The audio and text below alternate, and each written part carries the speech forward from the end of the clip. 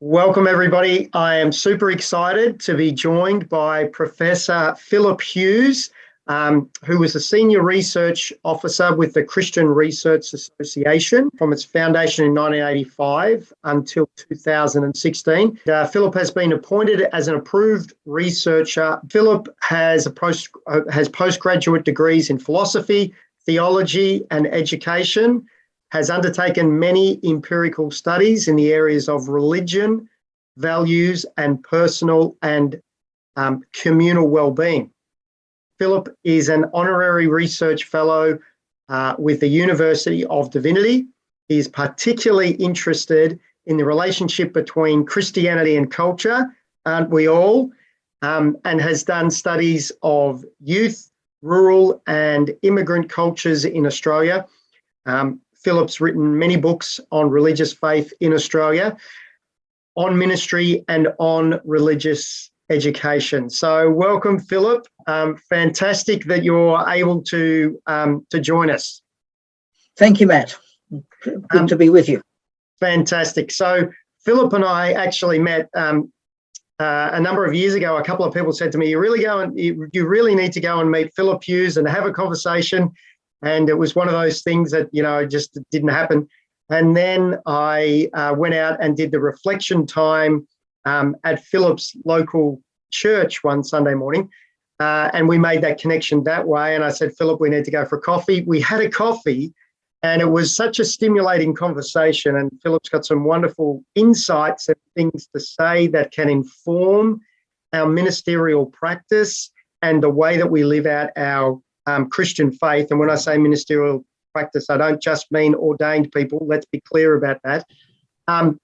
But Philip and I had a coffee together and such a wonderful and fruitful conversation. I thought, I can't just leave it there and keep all of that to myself. I need to share it with as many people who can tune into this as well. So thanks very much, Philip, for joining in. Great to have you with us. Thank you, Matt. So as we talked about, Philip, I'm someone who came to faith in Jesus in my mid-20s. And one of the things that fascinates me is the attitudes that everyday Australians have towards Christianity. I want to gather up as many people in Christian community as I possibly can, like a hen gathers up her chicks.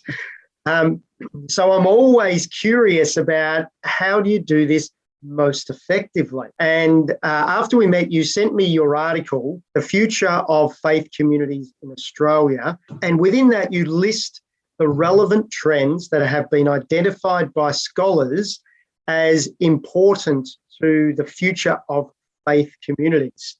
So I wondered if we could actually go through some of those factors now and the implications that they may have for the way that Christians gather together in community so that it isn't perceived as irrelevant to people's lives. So the first thing that you talk about in that article are the changes in the nature of community life. Can you say something about that for us, please?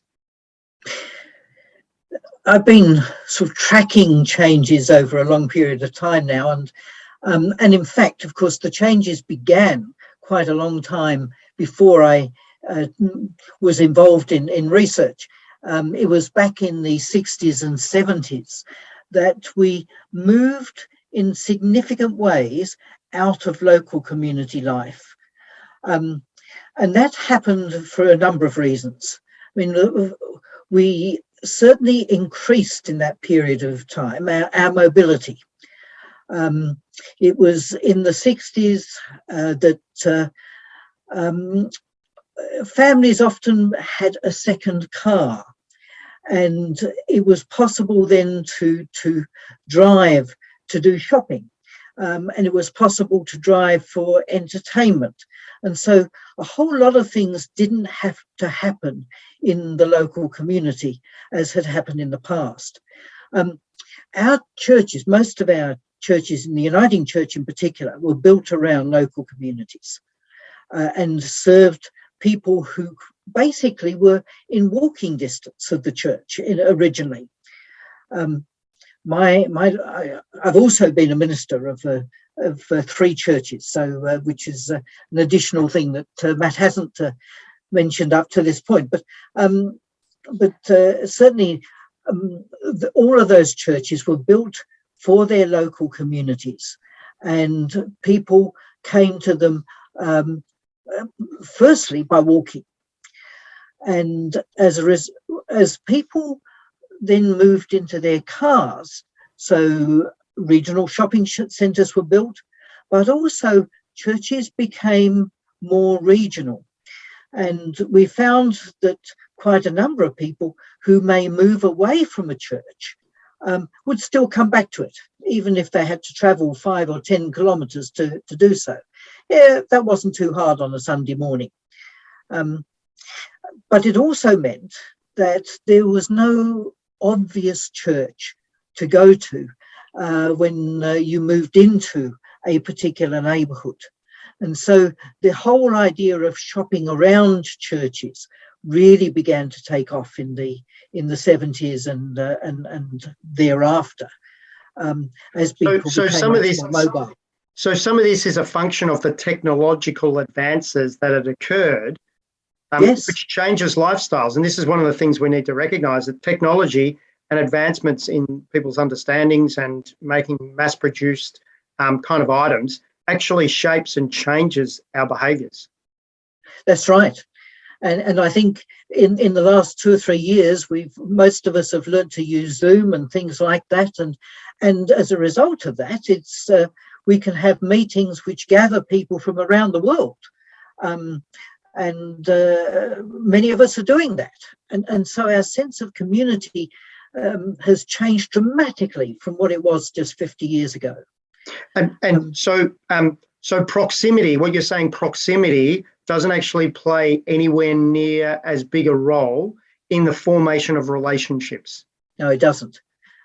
We look then for people who are like ourselves very often, who've got similar interests, similar things that bring us together, rather than for people in the local area.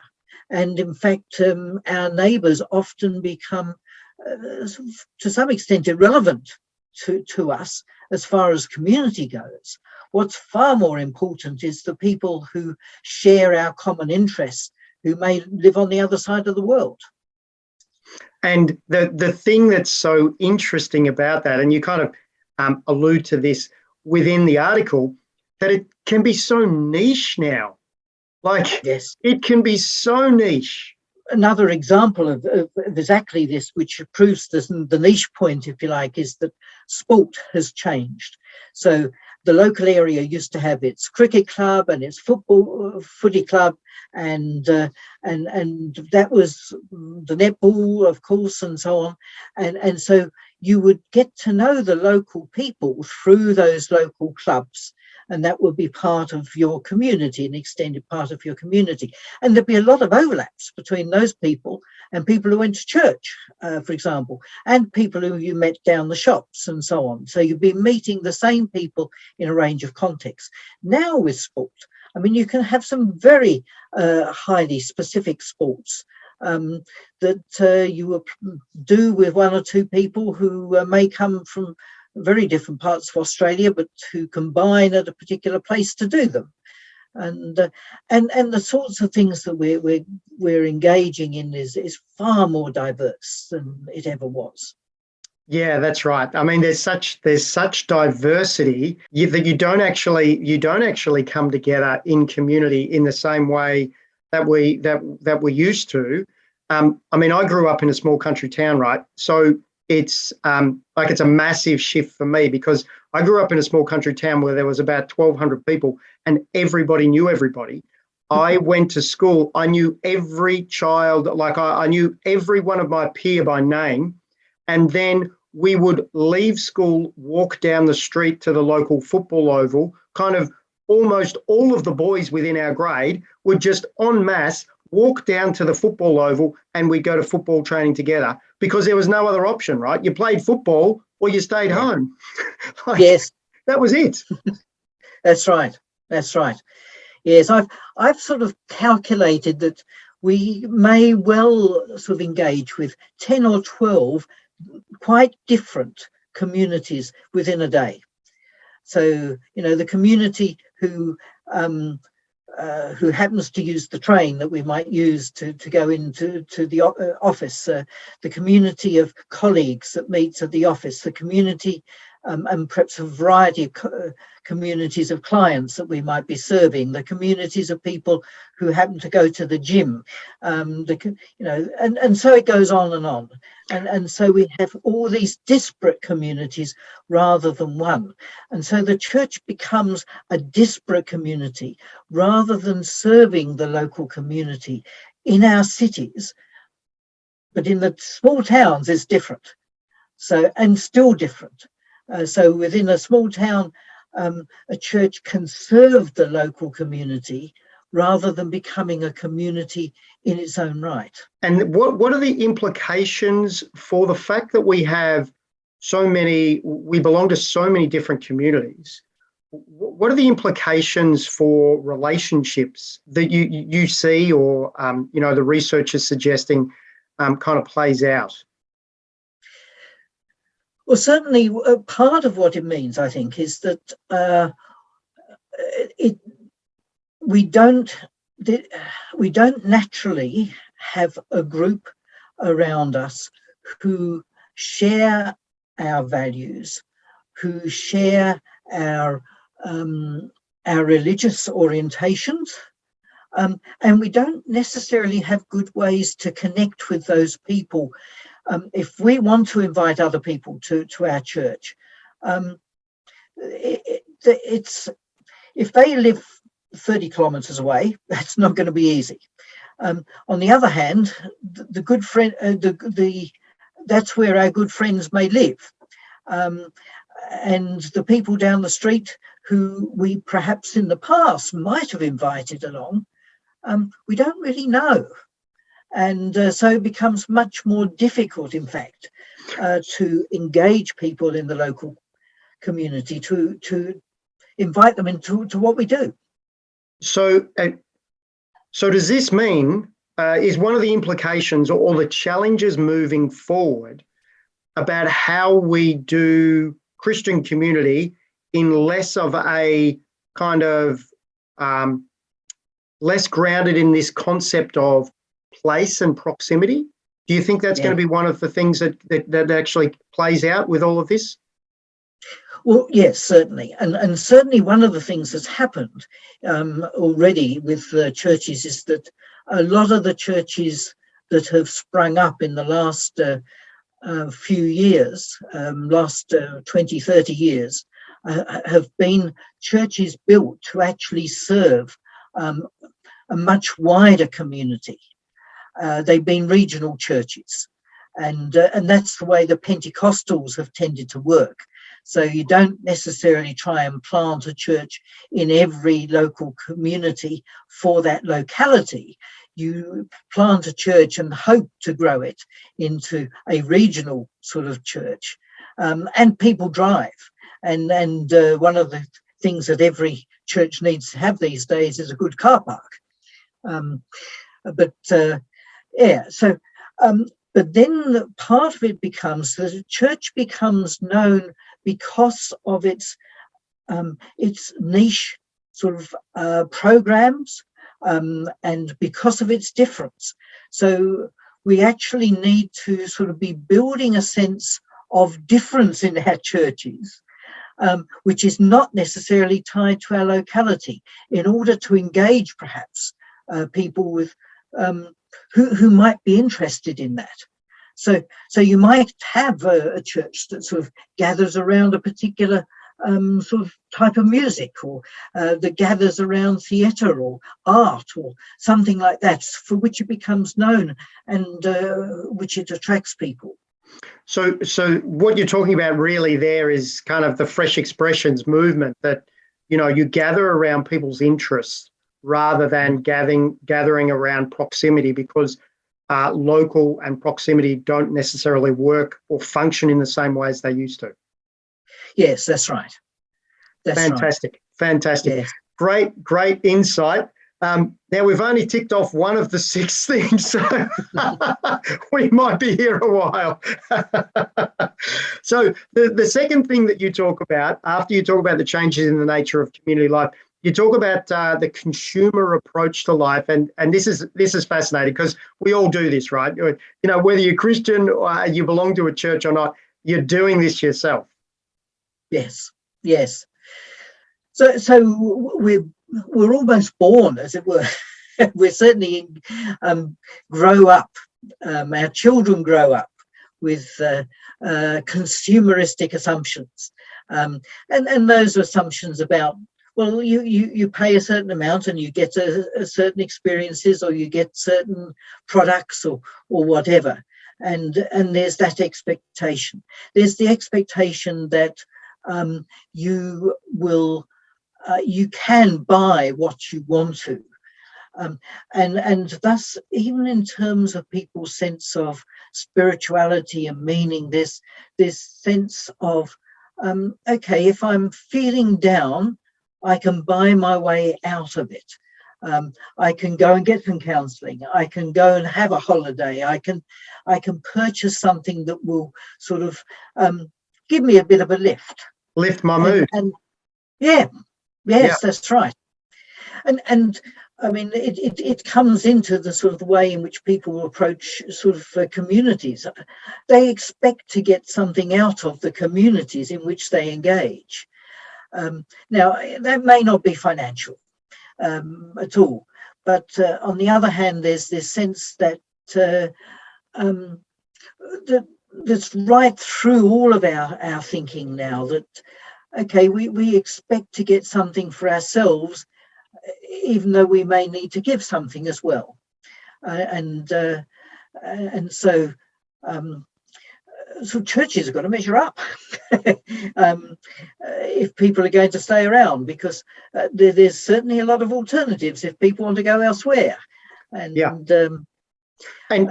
what? So I suppose some of the things that we're talking about here as well is the ways in which churches can measure up, and the ways that the Australian public perceives that they don't.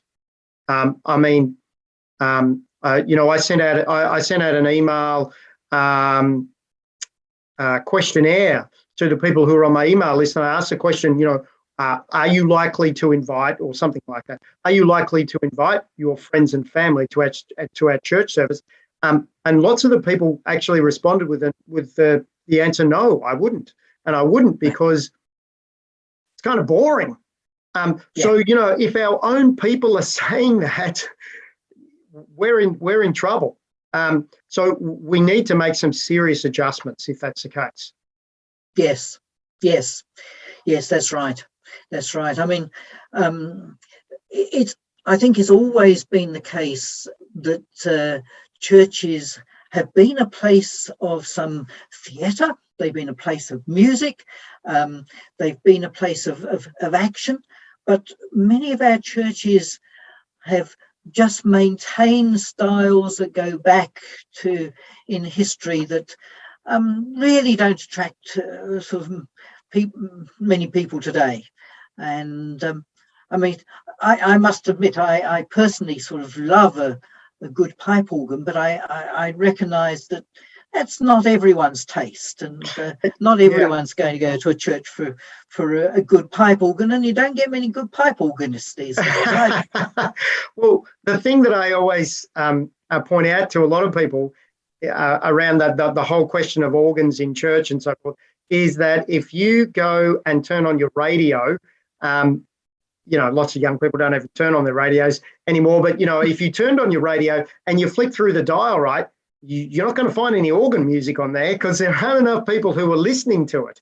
So if that's how you're trying to be attractive and that's your niche, it's a pretty small niche these days. And this is, you know, there's nothing inherently wrong with organ music.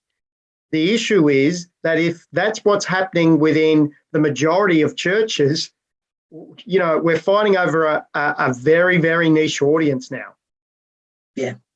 Yes. And music, I think, is really important to people. and is indicative of a whole style, but there's also so many other elements to it too.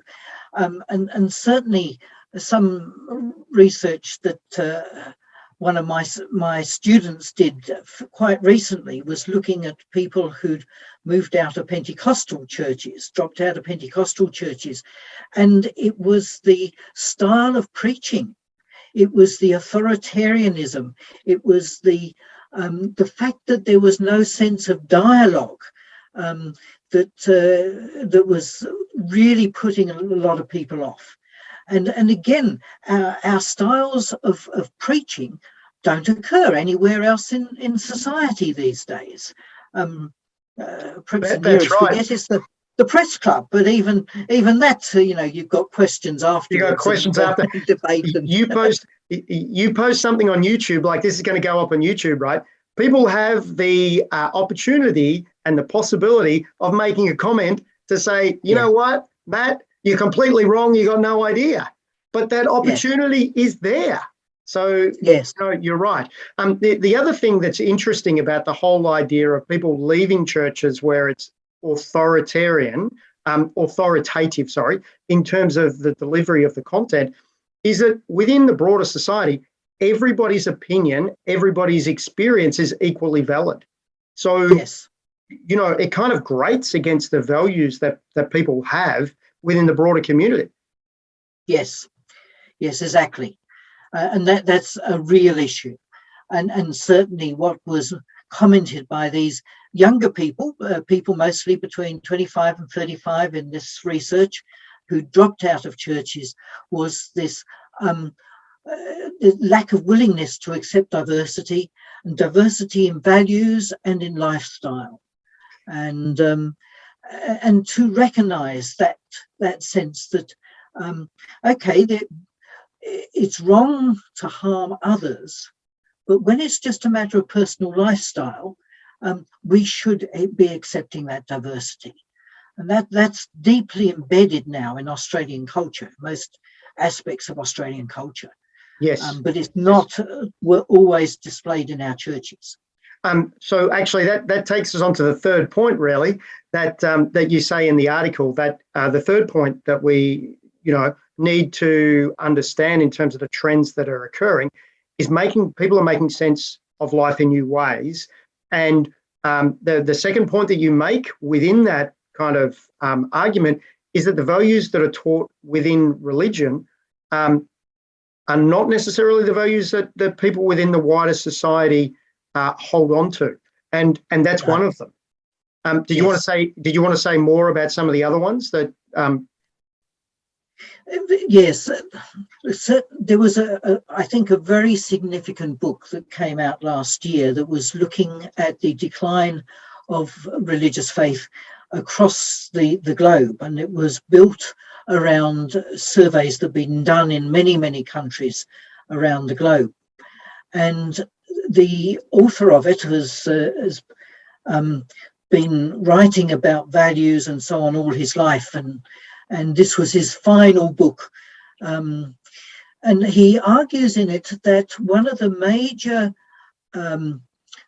major reasons why people have engaged in churches in the past is because the church has supported their values, and particularly the values associated with family life.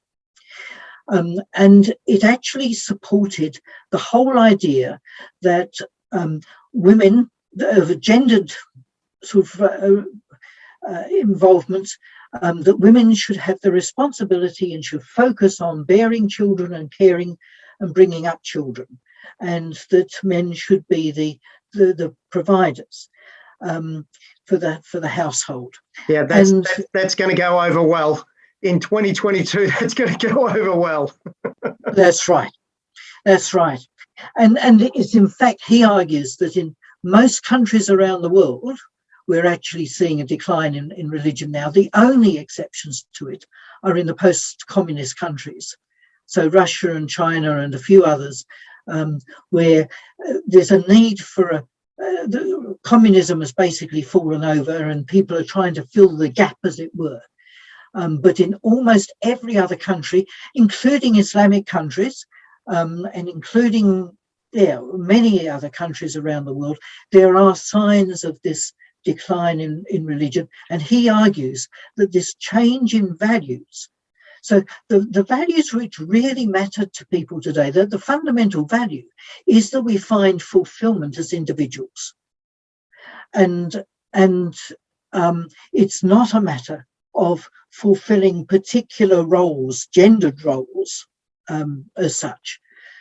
And fulfillment can come, of course, through the family, and it comes through friends. It also comes through our work and through our other pursuits. But it comes in a great variety of ways. And for religious faith to focus on sort of very specific sexual sort of patterns and so on, as being the only appropriate ones, is actually one of the major reasons why people are around the world are just ignoring the Christian faith, and in fact are moving out of other faiths as well.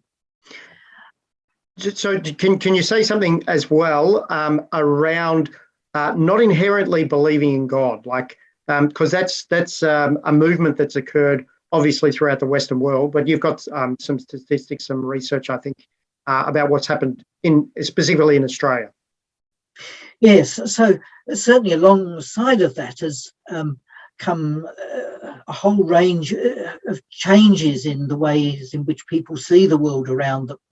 And at the moment, about 25% of Australians are fairly sure, fairly confident in their belief in God.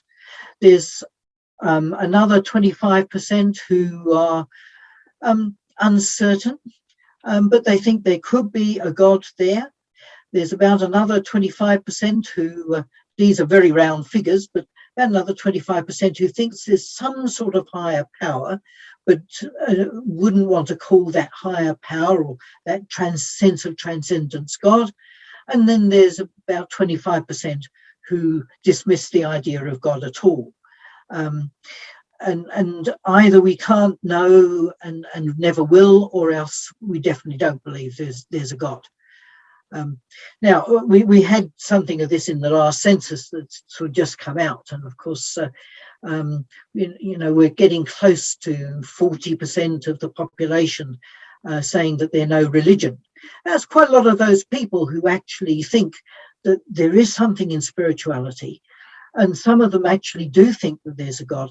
What that figure is really about is that they don't want to identify with a particular religion, a particular institution. On the other hand, it is indicative that there's that the sense of God is fading for an awful lot of people. Well, it's not being reinforced. It's not being reinforced within the broader culture. You used to be able to turn on the TV, particularly at Christmas and Easter, and there would be shows that were, about the Christian story. Those have evaporated. Like, you could turn the TV on in the 1990s, and there would be a number of options of programs that you could watch on commercial television. You turn it on during our Christian religious festivals now, you're not going to see anything. There's going to be no reference within the kind of the media around this specifically. So it's not being reinforced. So therefore, it's not kind of provoking people to even potentially think about it. So then the fourth thing that you talk about is the function of religion. What is it that the community, the church community, actually provides those who participate? Yes. And that's where it was a foundation for family life for many people. And that's part of what slipped away for some people. There's still quite a few people who go to church because it is a foundation for family life and for general personal values. It's really interesting that the business community has actually slipped away from the churches to a much greater extent than the people who are involved in education and health, in those people-orientated occupations. So they're still there to a much larger extent than the business people. Really? So those people who are in business tend not to maintain their connection with the faith community. That's right. They're hearing values about sort of how financial success and so on is bad and for you and so on, and they don't want to sit through that. It doesn't accord with how they feel that they've got to operate from day to day. The whole material world tends to be sort of downplayed within our churches. Now, it's not quite true in the Pentecostal churches, but it's certainly true in a lot of the other mainstream churches. And so the business community has just quietly slipped out.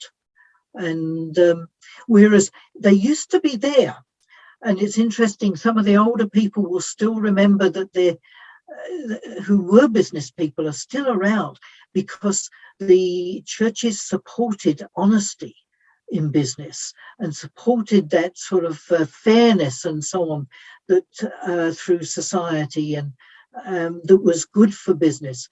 But certainly the way that things have developed, that's not where people are at. And the churches are at a different place to where a lot of the business community is at. There are some other functions, however, which I think still can play a significant role. And there's still this sense that we're looking for meaning. We're looking for assistance in daily life sometimes. We're looking for a God who cares for us, who will walk with us. And again, this sense of God being there in everyday life is something that the Pentecostal churches have emphasized, and I think that's been their strength. That there is the sense of a God who will sort of care for you in the ups and downs is important to people. The other side of that is people are still looking for inner sense of calm, peace, stillness, whatever you call it, and there's still something of that in faith that can come. Now, a lot of us look for that in nature, going for a bushwalk or down the beach or wherever it may be. But again, churches can sort of plug in at that level. Yes, absolutely. And I think that there is an absence of that, because there is no, within postmodern society, there's no kind of meta narrative that everybody subscribes to. And in fact, the premise is that anything that's claimed to be true is untrue, sort of. There is this, it's kind of like this vacuum that's kind of left by this assumption that nothing is kind of true or can be verifiable or what have you. Yes, yes, that's right. So you think that that's a space that the church can and should kind of leverage? Yes. At the same time, people are wary of organisations which maintain a whole string of doctrines and dogma and that sort of doesn't make sense to a lot of people. And I think people are after far more the experience of a sense of inner peace than they are after a sort of a meta narrative which explains why they're not feeling so good, if you like. So yes, dogma and doctrine are not the focus. But certainly a sense of inner peace, an experience of being one with the wider world, an experience of the other, can be really important to us. And churches can sometimes provide that, although people look for those things in many different ways. So, and that's the point that you make, that the fifth point that you make, that experience rather than dogma. Yeah. So that means that the system of belief is not as important, and people aren't as concerned about it as they are about the effects of belief. Is that the kind of? Yes, sure. And the ways in which those effects are experienced. We did a whole lot of work on youth ministry just a few years ago, 5 or 6 years ago, and talked to a lot of young people about what was significant for them in their faith and so on. And so often it was camping experiences. It was times when they were away.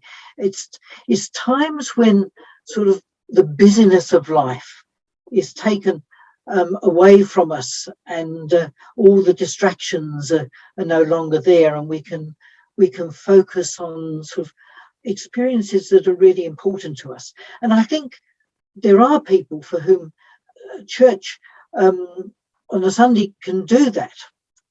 A small group can do that, but it can also happen in a whole range of other ways. That it may be that through art, it may be through watching a film together, and having a cup of coffee afterwards, and so on. So I'm really interested in that study about young people and the how important the experience was of the camping experience, or whatever it was. Was there something about community in that as well, that it was a lived experience with others?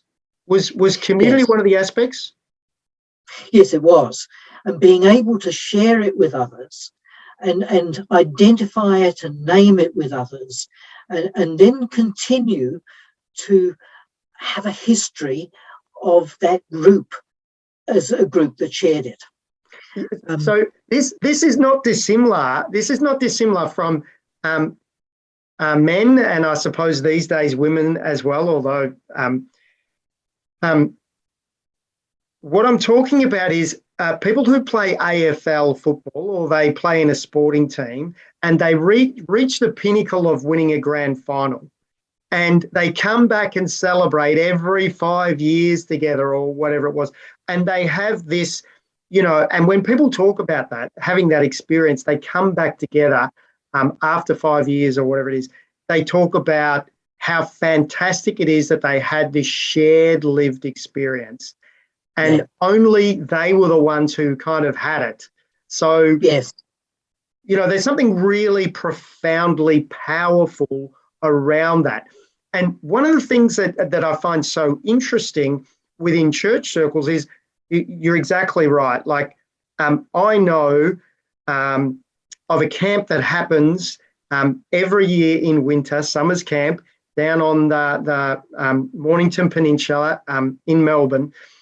And the camp has been going on for 54 years, I think it is now.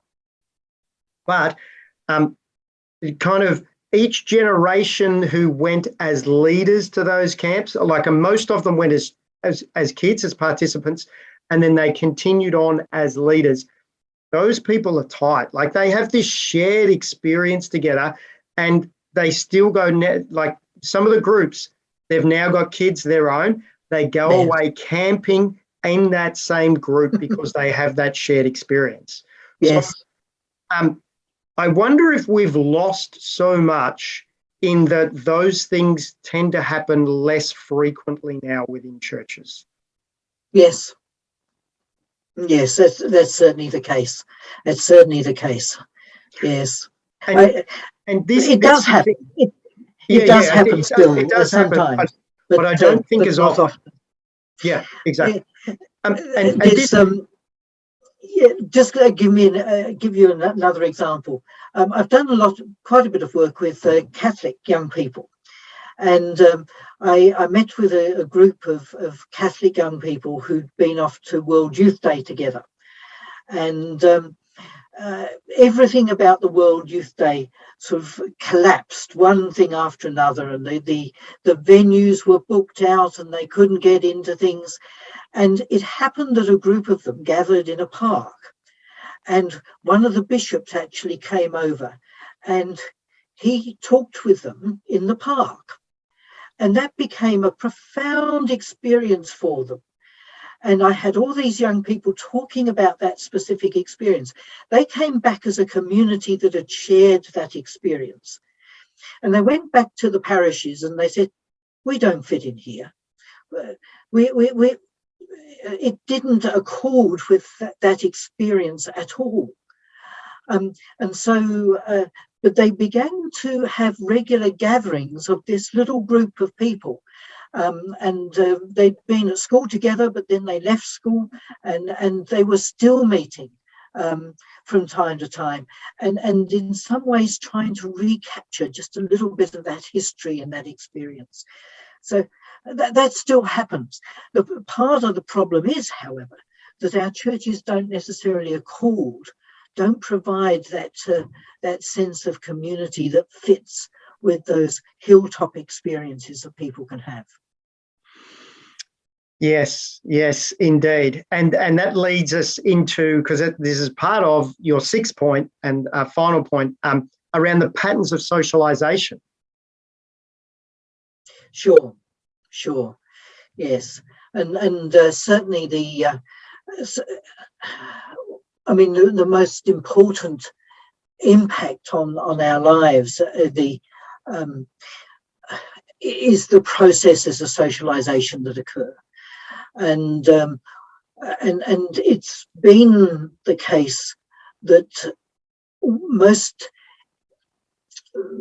that in fact in socializing our children, we've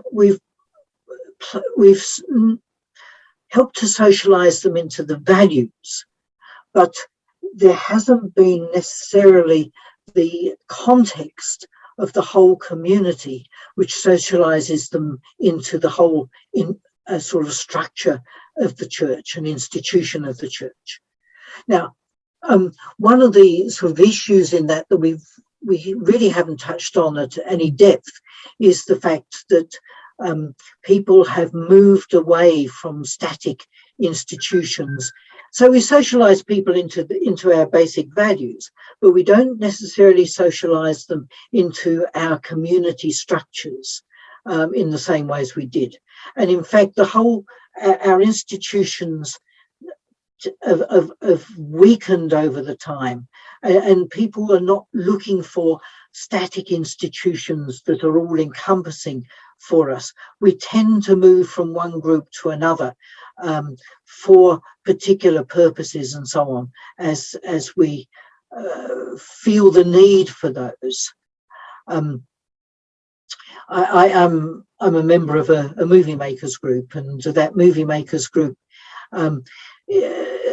tends to be rather institutional, and I've watched a number of people actually slide out of that and prefer to meet at a coffee shop of a morning and have just an informal gathering of chatting together, rather than a formal structure of the club with its constitutions and its office holders and its regular subscriptions and all of the rest of it.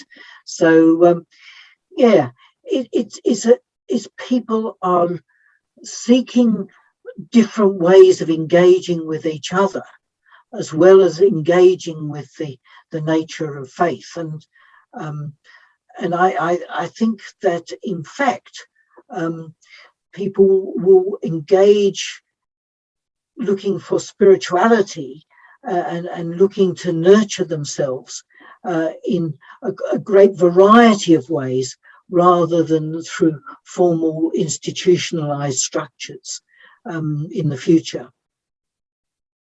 Fantastic. So thanks very much, Philip, for your time. That is really insightful. I'm sure people have picked up a lot of things. So thank you.